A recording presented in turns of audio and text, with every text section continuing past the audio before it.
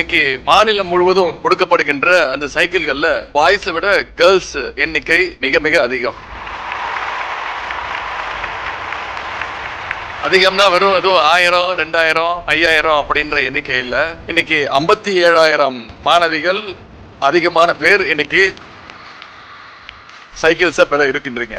ஆண்களை விட பெண் பிள்ளைகள் அதிகம் படிக்க வர்றதுக்கான அடையாளம் தான் இந்த எண்ணிக்கை. இதுதான் நம்முடைய திராவிட மாடல் அரசுடைய முதலமைச்சருடைய வெற்றி. ஒரு காலத்துல பெண்கள் வீட்டை விட்டு வெளில வர்றதுக்கு அனுமதி கிடையாது, படிப்பதற்கு உரிமை கிடையாது, பெண்களை அறிவுப்படுத்தி வச்சிருந்தாங்க, படிக்க விட மாட்டாங்க. அதையெல்லாம் தலைகீழ மாத்தி பெண்கள்லாம் படிக்கணும் அப்படிங்கிற நிலைமையை ஏற்படுத்துறது நம்முடைய திராவிட இயக்கம் என்பதை நீங்க மனசுல வச்சு. இந்த நிலைமை சாதாரணமா வரல, கிட்டத்தட்ட ஒரு 100 வருஷ போராட்டத்திற்கு பிறகுதான் இந்த நிலைமையை நாம் அடைஞ்சிருக்கோம்.